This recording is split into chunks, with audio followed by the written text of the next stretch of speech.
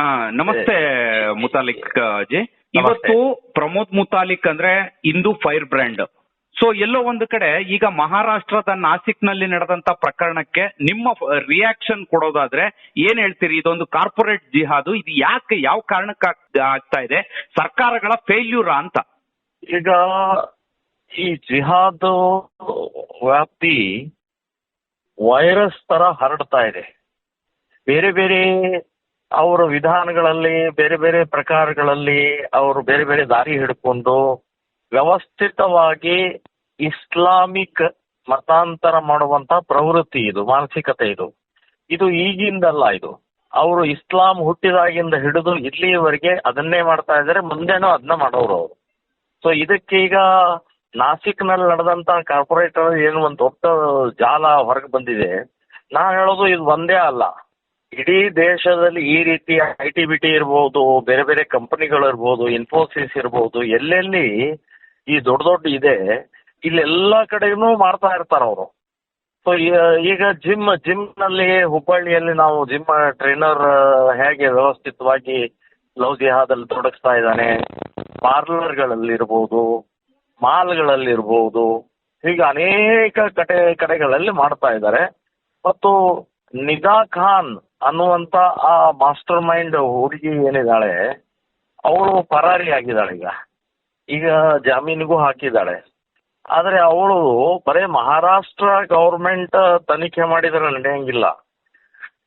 ಇದು ಅಂತಾರಾಷ್ಟ್ರೀಯ ಮಟ್ಟದಲ್ಲಿ ಇದೆಲ್ಲ ಲಿಂಕ್ ಇದೆ. ಮಲೇಷಿಯಾ ಇದೆ, ದೆಹಲಿಯ ಬ್ಲಾಸ್ಟ್ ಹಿನ್ನೆಲೆಯಲ್ಲಿ ಡಾಕ್ಟರ್ ಶಾಹೀನ್ ಅನ್ನುವಂತ ಒಬ್ಬ ಮಹಿಳೆ ಟೆರರಿಸ್ಟ್, ಸೊ ಅವಳು ಲಿಂಕ್ ಇದೆ. ಹಾಗಾಗಿ ನಾನು ಹೇಳೋದು ಇದು NIA ಅವರು, ಸೆಂಟ್ರಲ್ ಗವರ್ಮೆಂಟ್ NIA ಅವರು ತಗೊಂಡು ತನಿಖೆ ಆಗಬೇಕು ಅಂತನ್ನುವಂಥದ್ದು ನಾನು ಆಗ್ರಹ ಪಡಿಸ್ತಾ ಇದ್ದೀನಿ. ಈಗ ನಮ್ಮ ಯಾವುದೇ ಸರ್ಕಾರಗಳು, ಈಗ ನಮ್ಮ ಕರ್ನಾಟಕದಲ್ಲಿ ಕಾಂಗ್ರೆಸ್ ಸರ್ಕಾರ ಇದೆ, ಬಟ್ ಯಾರೊಬ್ರು ಕೂಡ, ಯಾವುದೇ ಲೀಡರ್ ಕೂಡ, ಇವನ್ ಅದು ಇವ್ರಿರ್ಬಹುದು ಅಥವಾ ನಮ್ಮ ಆಡಳಿತ ಪಕ್ಷದಲ್ಲಿರ್ಬೋದು, ವಿರೋಧ ಪಕ್ಷದವ್ರು ಇರ್ಬೋದು, ಯಾರು ಕೂಡ ಇದ್ರ ಬಗ್ಗೆ ಒಂದು ಸ್ಟೇಟ್ಮೆಂಟ್ ಕೂಡ ಕೊಡ್ತಾ ಇಲ್ವಲ್ಲ, ಇದಕ್ಕೇನ್ ಕಾರಣ ಅಂತ? ಕಾಂಗ್ರೆಸ್ ಗವರ್ಮೆಂಟ್ ಮುಸ್ಲಿಮರ ಪರವಾಗಿದೆ. ಮುಸ್ಲಿಂ ಅಪೀಸ್ಮೆಂಟ್ ಅದು ಕಾಂಗ್ರೆಸ್ ಹುಟ್ಟಿದಾಗಿಂದ ಹಿಡಿದು ಇಲ್ಲಿವರೆಗೆ ಇದನ್ನೇ ಮಾಡ್ತಾ ಬಂದಿದೆ. ಸೊ ಅವರು ವೋಟ್ ಬ್ಯಾಂಕ್ ಅದು. ಸೊ ವೋಟ್ ಬ್ಯಾಂಕ್ ಇದ್ದಿದ್ರಿಂದ ಅವರು ಮುಸ್ಲಿಮರು ಮಾಡ್ತಾ ಇರುವಂತ ಕುಕೃತ್ಯ, ಮುಸ್ಲಿಮರು ಮಾಡ್ತಾ ಇರುವಂತ ಕಾನೂನು ಬಾಹಿರ ಚಟುವಟಿಕೆಗಳಿಗೆ ಪೂರಕವಾಗಿ ನಿಂತ್ಕೊಳ್ತಾರೆ, ಪೋಷಕರಾಗ್ತಾರೆ.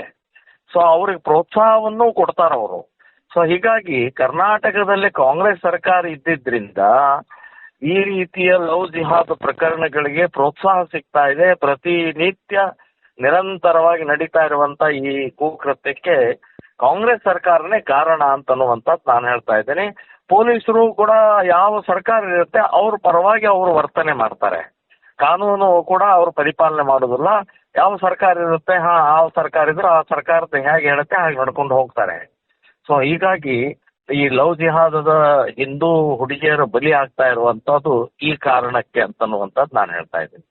ಈಗ ಎಲ್ಲೋ ಒಂದ್ ಕಡೆ ಮುತಾಲಿಕ್ ಜಿ, ನಮ್ಮಲ್ಲಿ ಈ ಭದ್ರತೆಯ ವೈಫಲ್ಯವ ಅಥವಾ ಪೊಲೀಸ್ ಇಲಾಖೆಯ ವೈಫಲ್ಯ, ಯಾಕೆ ಸ್ಲೀಪರ್ ಸೆಲ್ಸ್ ಗಳನ್ನ ನಾವು ಆದಷ್ಟು ಪತ್ತೆ ಹಚ್ಚಕ್ ಆಗ್ತಾ ಇಲ್ಲ? ಇದು ಇದೇ ರೀತಿ ಮುಂದುವರೆದ್ರೆ ಮುಂದೊಂದು ದಿನ ಇಡೀ ಭಾರತ ದೇಶ ಸೊರಗಬೇಕಾಗುತ್ತೆ ಅನ್ನುವಂಥದ್ದು 100% ಸತ್ಯ.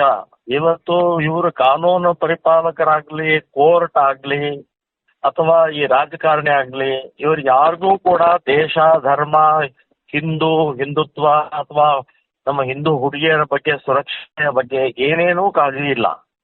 ಈಗ ಕರ್ನಾಟಕದಲ್ಲಿ ಮೈಸೂರಿಗೆ ದೆಹಲಿ ಪೊಲೀಸರು ಬಂದು ಅಲ್ಲಿ ಡ್ರಗ್ ಅರೆಸ್ಟ್ ಮಾಡ್ತಾರೆ, ಮಹಾರಾಷ್ಟ್ರ ಪೊಲೀಸರು ಬಂದು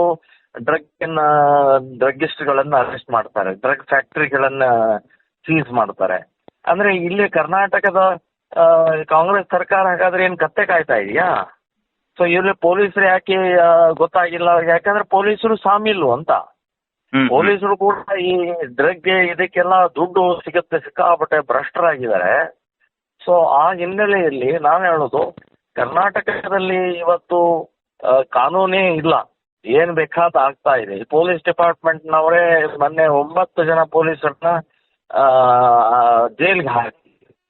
ಸೊ ಇದು ಬಹಳ ದೊಡ್ಡ ಆತಂಕಕಾರಿ ಬೆಳವಣಿಗೆ. ಇದು ಸರಿ ಮಾಡಬೇಕು. ಅದಕ್ಕೆ ಸೆಂಟ್ರಲ್ ಗವರ್ಮೆಂಟ್ ಬಹಳ ಸೀರಿಯಸ್ ತಗೊಳ್ಬೇಕು ಅನ್ನುವಂಥದ್ದು ನಾನು ಹೇಳ್ತಾ ಇದ್ದೀನಿ. ಮತ್ತೆ ಇದುವರೆಗೂ ಕೂಡ ಯಾವುದೇ, ಯಾಕೆ ಅಂದ್ರೆ ಈಗ ಮಹಾರಾಷ್ಟ್ರ, ಮುಂಬೈ ಅಂದ್ರೆ ಅಲ್ಲಿ ಹಿಂದೂ ಸಂಘಟನೆಗಳಿರ್ಬೋದು, ಬಜರಂಗ ದಳ ಇರ್ಬೋದು, ಶಿವಸೇನೆ ಇರ್ಬೋದು, ಇವೆಲ್ಲವೂ ಕೂಡ ಸ್ಟ್ರಾಂಗ್ ಆಗಿರುವಂತದ್ದು. ಆದ್ರೂ ಕೂಡ ಇದರ ವಿರುದ್ಧ ಯಾವುದೇ ರೀತಿಯ ಹೋರಾಟಗಳು ಕಾಣಿಸ್ತಾ ಇಲ್ವಲ್ಲ, ಯಾಕೆ ಅಂತ? ನಾಸಿಕದ ಘಟನೆ ಹಿನ್ನೆಲೆಯಲ್ಲಿ ಅಲ್ಲಿಯ ಬಜರಂಗ ದಳ ಹಿಂದೂ ಸಂಘಟನೆಗಳನ್ನು ಹೋರಾಟ ಮಾಡಿದ್ದಾವೆ. ಮತ್ತೆ ಇಲ್ಲಿ ಕರ್ನಾಟಕದಲ್ಲಿ ಶ್ರೀರಾಮ್ ಸೇನೆ ಸಂಘಟನೆ ನಾವು ಬಹಳ ಸೀರಿಯಸ್ ಆಗಿ ತಗೊಂಡು ಕಳೆದ 2 ವರ್ಷದ ಹಿಂದೆ ಒಂದು ಹೆಲ್ಪ್ ಲೈನ್ ಡಿಕ್ಲೇರ್ ಮಾಡಿದ್ದೀವಿ ನಾವು. ಇಲ್ಲಿವರೆಗೆ ನಿಮಗೆ ಆಶ್ಚರ್ಯ ಆಗ್ಬೋದು, 8,000 ಕಾಲ್ಗಳು ಬಂದಿದ್ದಾವೆ. ಅಂದ್ರೆ ಎಷ್ಟು ದೊಡ್ಡ ಪ್ರಮಾಣದಲ್ಲಿ ಈ ಲವ್ ಜಿಹಾದ್ ವೈರಸ್ ಹರಡ್ತಾ ಇದೆ ಅಂತನ್ನುವಂತದ್ದು ಗಮನಕ್ಕೆ ತರಬಹುದು. ಸುಮಾರು 10 ಲಕ್ಷ ಕರಪತ್ರಗಳನ್ನ, 1 ಲಕ್ಷ ಪುಸ್ತಕಗಳನ್ನ ಈಗಾಗಲೇ ವಿತರಣೆಯನ್ನ ಮತ್ತು ಜಾಗೃತಿಯನ್ನ ಮೂಡಿಸೋಗೋಸ್ಕರ ಎಲ್ಲಾ ಶಾಲಾ ಕಾಲೇಜುಗಳಿಗೆ, ಎಲ್ಲ ಈ ಮಾಲ್ಗಳಿಗೆ, ITBT ಕಂಪನಿಗಳಲ್ಲಿ ವಿತರಣೆ ಮಾಡುವಂತಹದ್ದನ್ನ ನಾವು ನಿರ್ಧಾರ ಮಾಡಿದೀವಿ. ಸೊ ಅದನ್ನ ಪ್ರಾರಂಭ ಮಾಡ್ತೀವಿ ನಾವು. ಸರಿ, ಇದನ್ನ ತಡೆಗಟ್ಟಬೇಕು ಅಂತಂದ್ರೆ ಈ ಕಾರ್ಪೊರೇಟ್ ಜಿಹಾದ್ ಇರ್ಬೋದು, ಜಿಮ್ ಜಿಹಾದ್ ಇರ್ಬೋದು, ಲವ್ ಜಿಹಾದ್ ಇರ್ಬೋದು, ಇದನ್ನ ತಡೆಗಟ್ಟೋದಿಕ್ಕೆ ಪ್ರಮುಖವಾಗಿ ಇರ್ತಕ್ಕಂತಹ ಅಸ್ತ್ರ ಯಾವುದು? ಪ್ರಮೋದ್ ಮುತಾಲಿಕ್ ಜಿ ಒಂದು ಸಜೆಷನ್ ಕೊಡೋದಾದ್ರೆ ಏನ್ ಕೊಡ್ತೀರಿ ಅಂತ? ಈಗ ಪಾಲಕರು ಅನ್ನುವಂಥದ್ದು ಏನ್ ತಂದೆ ತಾಯಿ ಇರ್ತಾರೆ, ಹೆಣ್ಮಕ್ಳ ತಂದೆ ತಾಯಿ, ಅವ್ರು ಬಹಳ ಎಚ್ಚರಿಕೆಯಿಂದ ಇರಬೇಕು. ಒಂದು. ಎರಡನೇದು, ಹೊರಗಡೆಗೆ ಶಿಕ್ಷಣ ಅಂದ್ರೆ ಕಾಲೇಜ್ಗಳಲ್ಲಿ, ಹೈಸ್ಕೂಲ್ಗಳಲ್ಲಿ ಆಗತ್ತೆ. ಅಂದ್ರೆ ಶಾಲಾ ಶಿಕ್ಷಕರಿರ್ಬೋದು, ಪ್ರೊಫೆಸರ್ಗಳಿರ್ಬೋದು, ಆಡಳಿತ ಮಂಡಳಿಗಳಿರ್ಬೋದು, ಅವರು ಕೂಡ ಬಹಳ ಎಚ್ಚರಿಕೆಯಿಂದ ನಮ್ಮ ಕಾಲೇಜಲ್ಲಿ ಈ ರೀತಿಯ ಪ್ರೀತಿ ಪ್ರೇಮ ಅನ್ನುವಂಥದ್ದು ನಡಿಬಾರ್ದು ಅನ್ನುವಂಥದ್ದು ಸ್ವಲ್ಪ ಅವರು ಎಚ್ಚರಿಕೆಯಿಂದ ಅವರು ಕೂಡ ಮಾಡಬೇಕು.